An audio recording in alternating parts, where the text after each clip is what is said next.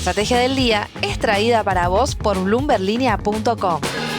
Muy buenos días, estrategas. Soy Francisco Aldaya, editor de bloomberlinia.com, y hoy les voy a contar las 3 noticias más importantes para que arranquen su día. Además, Juan Pablo Álvarez con todo sobre los bonos en la fija. Como siempre, no se olviden de darle clic al botón para seguir a este podcast, de compartir este capítulo, de activar las notificaciones y si te gusta lo que hacemos acá de lunes a viernes, ¿por qué no darnos un 5 estrellas? 1. La jueza estadounidense Loretta Preska autorizó nuevos embargos contra la Argentina por un total de $310 millones, potencialmente agravando la situación de reservas del Banco Central. La medida, que se conoció a fines de la semana pasada, incluye una retención de $210 millones vinculada al default del 2001 y un congelamiento nuevo de $100 millones que fue solicitado por el fondo Bainbridge. Y la decisión se produce en un momento delicado, con las reservas netas del Central habiendo caído nuevamente por debajo de los $10.000 millones negativos, descontando los depósitos del Tesoro a principios de febrero. Esa cuenta según la consultora EcoGo. Además, la semana pasada apareció otro embargo, en este caso de 313 millones de euros, en un juicio por el caso de los bonos cupón PBI en Londres. Pero volviendo a la decisión de Loretta Preska, los beneficiarios de este nuevo embargo son fondos de inversión que incluyen a Testor Master Value y Trinity Investments, que adquirieron bonos Brady defaulteados durante la crisis del 2001. Después, los holdouts rechazaron participar en las reestructuraciones posteriores. El gobierno de Milei enfrenta el desafío con cambios en su equipo legal, habiendo designado recientemente a Santiago Castro Videla como el nuevo procurador general del Tesoro. Y no es menor mencionar que la justicia estadounidense también está exigiendo información sobre las reservas de oro del Banco Central, esto en relación al caso de YPF, que tiene una sentencia pendiente por $16.000 millones. 2. Wall Street cerró el viernes en un mar de rojos, esto después de 2 informes económicos clave que enfriaron las expectativas de recortes en las tasas de interés por parte de la Reserva Federal. El S&P 500 cayó 0,9%, el Nasdaq 1,2% y el Dow Jones 1% también, mientras que los traders vendieron bonos del Tesoro y dejaron los rendimientos a 10 años en torno al 4,5%. Vamos a los datos. El empleo en enero tuvo una creación de 143.000 nuevos puestos de trabajo, por debajo de lo esperado, aunque las cifras de diciembre fueron revisadas al alza. La tasa de desempleo, por su parte, se ubicó en 4%, que es el nivel más bajo desde mayo del año pasado. Los salarios estadounidenses por hora, en tanto, aumentaron por 0,5% en una señal de un mercado laboral que, si bien se modera, sigue caliente. Por otro lado, la confianza del consumidor cayó a mínimos de 7 meses, acentuando así las crecientes preocupaciones por la inflación que viene. Los consumidores ahora esperan que los precios suban un 4,3% en el próximo año, un punto porcentual más que el mes anterior. Los analistas coinciden que estos datos respaldan la postura cautelosa de la Fed, que encima ahora tiene que incorporar a la ecuación la política arancelaria de Trump, que dijo que va a anunciar más tarifas a las importaciones esta semana. La mayoría ya no espera recortes de tasas hasta septiembre, con presiones salariales y la resistencia del mercado laboral manteniendo vivas las preocupaciones que mencionamos por la inflación.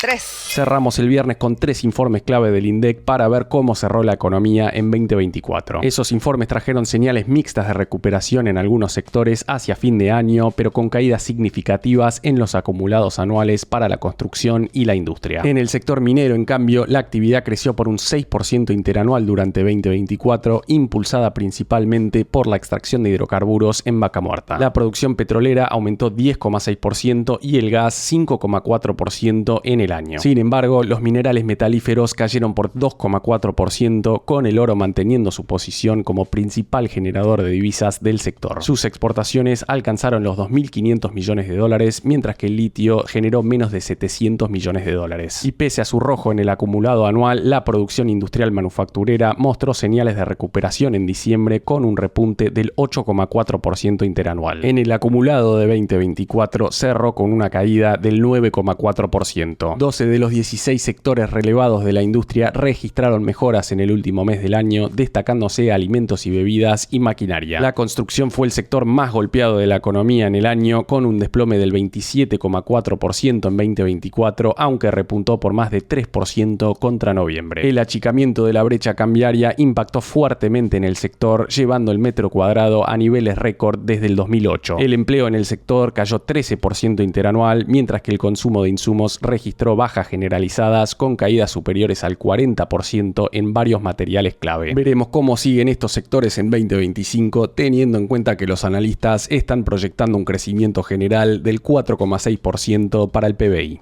Antes de pasar a la fija, veamos rápidamente cómo van a abrir hoy los mercados. El S&P Merval cayó 3,5% el viernes. Fue una jornada bien roja para las acciones argentinas en Wall Street, con caídas de hasta el 7,8% para IRSA y solo una suba de 0,1% para Globant. Los bonos ley Nueva York cerraron con rojos de hasta el 0,6%. El dólar blue va a abrir cerca de los 1.205 pesos, el MEP en 1.193 y el contado con liqui en 1.210 pesos. El Banco Central, por su parte, compró el viernes 140 millones de dólares, mientras que el riesgo país va a abrir cerca de los 650 puntos. La fija. Y ahora, Juan Pablo Álvarez, contanos por favor qué está pasando en el mundo de la renta fija. Buenos días, inversores. Vamos a hablar de bonos. Tuvimos una semana con importantes definiciones por parte del gobierno estadounidense en lo que al mercado de renta fija refiere. El secretario del Tesoro de Estados Unidos, Scott Bessent, dijo ayer que Trump ya no tenía el ojo puesto en lo que haga Jerome Powell, presidente de la Fed, sino que su preocupación ahora es la tasa del Tesoro a 10 años. Su estrategia es reducir la inflación mediante la expansión energética, la disciplina fiscal y el crecimiento impulsado por el sector privado. Si bajan los precios del petróleo, se reduce el déficit y se consolida la desregulación. Entonces, considera Scott Bessent, las tasas se cuidan solas. Habrá que ver si Trump logra una disciplina fiscal creíble que haga que los rendimientos no sigan en niveles elevados. Y hablando de la tasa del Tesoro a 10 años, la misma terminó el viernes pasado muy cerquita de 4,5%. En el plano local, el riesgo país volvió a subir la semana pasada y arranca esta semana en 660 puntos. Hecha esta introducción, ahora vamos a hablar con un verdadero grosso del mercado. En esta ocasión estamos en contacto con Leonardo Chialva, quien es socio en la consultora Delfos Investment. Buenos días, Leo, bienvenido a La Fija. En primer lugar te pregunto, ¿qué drivers te parece que se necesitan para que la deuda argentina en dólares deje de lateralizar? Mira, la deuda argentina, como siempre, no solo es un caso de análisis financiero, ¿no?, sino también psiquiátrico, psicológico. ¿Por qué digo esto? Porque actualmente el gobierno de Milei no solo se ha enfrentado con una hiperinflación plantada, con condiciones, bueno, todo lo que ya sabemos, sino que se están pagando, el gobierno está pagando errores de otros gobiernos, ¿no? El sobreendeudamiento en la época de Macri, el default de Alberto Fernández, pero creo que lo que más daño o más trauma ha causado a los fondos del exterior es la experiencia de renegociación académica, entre comillas, ¿no?, que tuvieron que encarar durante la gestión de Guzmán. La verdad que este experimento académico causa actualmente, diría todavía, un enorme malestar, ¿no? Haber roto los principios básicos de una reestructuración y haber querido inventar la pólvora. Así que todos estos elementos que pasaron hace muy poquito, ¿no? Hablo de 2018, 2023, en muchos fondos son los mismos portfolio managers que tuvieron que atravesar por esta odisea. Hacen mella, ¿no?, en la psiquis hoy, en el apetito de los inversores real money. ¿Por qué hablo de los real money? Porque son los que faltan entrar y el trabajo de ellos es llevarte desde triple C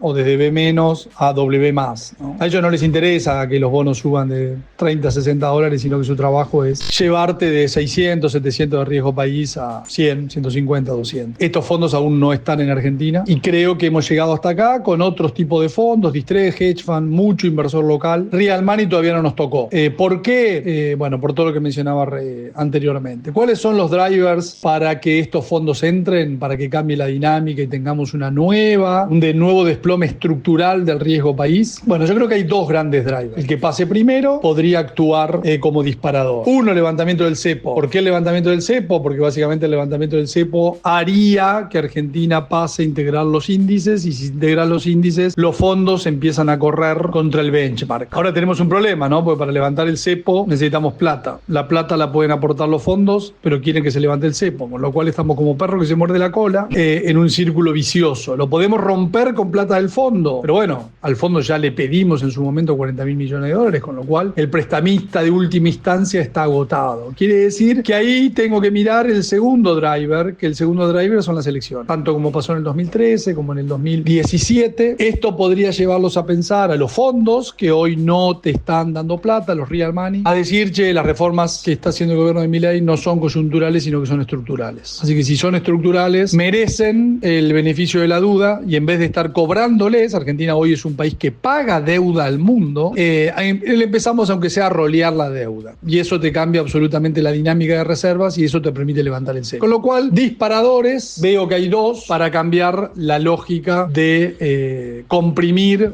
hacia nivel de riesgo LATAM. Creo que pasa por el levantamiento del cepo o una contundente victoria oficialista en las elecciones. Bueno, para las elecciones falta, con lo cual creo que estamos en un nuevo nivel de riesgo país donde nos estabilizaremos y a partir de ahí empieza un nuevo partido con estas dos cuestiones que mencioné. ¿Le ves más upside o downside en estos niveles a los bonos argentinos en dólares? Te pregunto además, ¿qué parte de la curva te resulta más atractiva? A ver, sí, los bonos argentinos tienen upside y por ahora un downside acotado, digamos. ¿Por qué? Porque nosotros lo que llamamos la estandarización del riesgo país. Básicamente lo que decimos es que Argentina se mueve, salvo situaciones dramáticas y trágicas, entre los bonos basura, o sea, triple C o peor de Estados Unidos, corporativos, y el riesgo promedio LATAM. Bueno, Macri apenas asumió, ya tenía riesgo promedio LATAM, con lo cual las puertas de los mercados estaban abiertas. Hoy la situación es diferente. Hoy estamos muy cerca, un poquito abajo del triple C corporativo norteamericano. En algún momento nos llegamos a poner a mitad de camino entre estos dos y ahí es donde los bonos encontraron un techo. Creo que nos vamos a quedar operando hasta que se den alguno de los dos disparadores entre la mitad del rango y como techo de riesgo país la deuda basura corporativa norteamericana. Ahí hay un rango para operar, me parece, que ya viene funcionando. El 2025 ya no es como el 2024, que era una estrategia solamente de holdear, porque la verdad que había mucho valor en Argentina. Creo que este año puede ser un poquito más de trading hasta que se dé alguno de los dos disparadores que mencionaba anteriormente. Y en lo que refiere a bonos corporativos, ¿ves algún atractivo? Dos mundos distintos. La deuda corporativa básicamente es una Argentina de riesgo país LATAM, ¿no? Es como que son dos Argentinas distintas por la cuestión traumática psiquiátrica que mencionaba anteriormente, ¿no? Lo que pasó con los soberanos ha dejado los fondos real money realmente muy traumados. Eso no pasa con el sector privado. Hay plata para el sector privado, no para el sector público. La verdad es que son dos mundos distintos, ¿no? Inversor conservador, inversor de perfil de riesgo, no sé si conservador, pero un perfil de riesgo más conservador. Bueno, ahí bopreales, corporativos. A mí lo más divertido, lo más interesante por renta, por liquidez, me parece que pasa por los soberanos. ¿De la curva a pesos te gusta algo? A ver, tasas en pesos. Nosotros somos muy constructivos con la curva en pesos, sobre todo el tramo largo, porque creemos que el mercado subestima el impacto de bajar el crawl a la mitad. O sea, bajar del 2 al 1 es bajar a la mitad, es bajar la nominalidad. Por ejemplo, del 30 al 15 es una barbaridad. Lo que pasa es que, bueno, venimos de casi una hiper, entonces bajar un punto porcentual pareciera que no es nada. Es un gran impacto bajar la nominalidad a la mitad, que creemos que no está metido aún en los precios. El mercado espera solamente una baja de 300 puntos en la tasa de referencia en los próximos meses, que básicamente no bajaría más hasta las elecciones. No coincidimos con eso, creemos que hay muchísimo margen para bajar la tasa. Y confiamos que, a diferencia del año pasado, ¿no?, donde veníamos con un crawl del 2 y la inflación en algún momento se había clavado en el 4, creemos que va a haber una asociación mucho más rápida entre la inflación y esta baja del crawl, con lo cual esperamos en enero ya una inflación mucho más cercana al 2, entre 2 y 2,2 y 2,2, y ya febrero definitivamente una inflación que empiece con 1. Febrero podría ser un mes que baje un punto porcentual directo la inflación respecto a lo que fue diciembre, ¿no? Es una barbaridad, es enorme. Eso le va a permitir al Banco Central recortar las tasas y eso le va a permitir a la curva de LCAPs, bond caps, etcétera, etcétera, empezar a apreciar un escenario de nominalidad mucho más bajo. Por último, te llevo al terreno internacional. Me gustaría saber cómo estás viendo la deuda estadounidense desde el punto de vista inversor. Con todos los supuestos que hay que hacer, ¿no?, del caso en lo que hace a tasa yankee, pero creo que lo que hay que tener algo en mente son dos cuestiones. Uno, que el mercado se preparó para lo peor la tasa estaba en 3,60, la de 10 años hablo, y se fue a 4,80 durante la campaña / dichos de Trump. Algunos podrán adjudicarlo a otra cosa, pero bueno, entre que iban a emitir todo en la parte larga, entre que iba a ser un descalabro fiscal y algunas otras barbaridades, el mercado se preparó para lo peor. Creo que de alguna manera, y con un gran secretario del Tesoro que se muestra ahora muchísimo más responsable que los dichos de Trump en campaña, la curva se está acomodando. Así, en parte larga, creo que después de haber tocado un techo de 4,80, voy a estar operando en la zona de 4,40, podemos ver alguna baja adicional, tal vez hasta la zona de 4,20. La que está más dura es la tasa corta, la de 2 años, que si bien llegó a 4,40 y ahora está en 4,20, está priceando una Fed mucho más dura, más hawkish, replicando ni más ni menos que los dichos de Powell. Yo creo que acá hay un elemento medio básico. En la época que yo empecé en esto, hace 20 años, la cosa se medía de otra manera, que era la inflación mensual desestacionalizada, se tomaba 3 meses y se anualizaba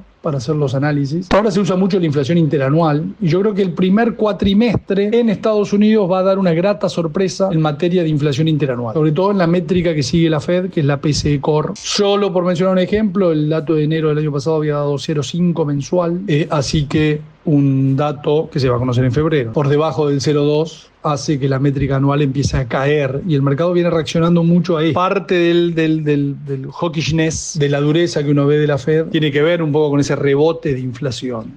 Que me parece que se va a dar vuelta y eso le puede dar algo más de respiro para que el mercado en algún momentillo empiece a entusiasmarse tal vez con que en vez de 2 bajas pueden llegar a ser 3 o 4. Recordemos que en algún momento se soñaban con 7 y esa va a ser parte de todo el ruido de este año, ¿no? Por momentos solo una baja, 2, 1,5 y por momentos 3, 4. Así que creo que por ese lado las tasas, pero fíjate que todo indica que el sesgo de mi lado está para tasas para abajo, ¿no?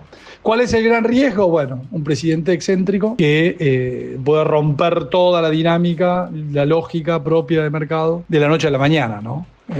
Salen todas las negociaciones con los países vecinos mal, pone tarifas y estamos en un escenario inflacionario absolutamente distinto del que hablamos previamente. Entonces el riesgo Trump está ahí, por eso no creo que las tasas bajen hasta los niveles pre-Trump, pero sí creo que por la dirección que ha tomado el gobierno pueden tener algún tipo de mejora y seguir acompañando a la baja, con un sesgo a la baja, sujeto a la sorpresa que puedan aparecer por cambios en la dinámica geopolítica, que como digo impactan en tarifas, inflación, etcétera, etcétera.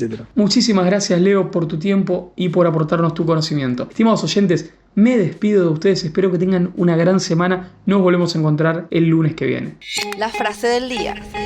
Antes de irnos, escuchemos lo que dijo el viernes Donald Trump. La semana que viene anunciaré el comercio recíproco para que los demás países nos traten de forma equitativa. No queremos ni más ni menos, celebraremos una conferencia de prensa y lo explicaremos. Afecta a todos. Según Trump, todos los países que cobren tarifas a las importaciones de productos estadounidenses van a recibir la misma tarifa para sus productos que ingresen al país norteamericano. Sigue entonces la guerra comercial. Esto fue un nuevo capítulo de la Estrategia del Día Argentina. Yo soy Francisco Aldaya, editor de Bloomberg Línea, y me podés seguir en X en @franaldaya. No se olviden de darle clic al botón para seguir a este podcast y a la campanita para que se enteren al instante cada vez que sale un capítulo de lunes a viernes. Espero que tengas una gran jornada productiva. Esto fue La Estrategia del Día Argentina, escrito y narrado por Francisco Aldaya. Producido por Arturo Luna y Daniel Hernández. Que tengas un día muy productivo.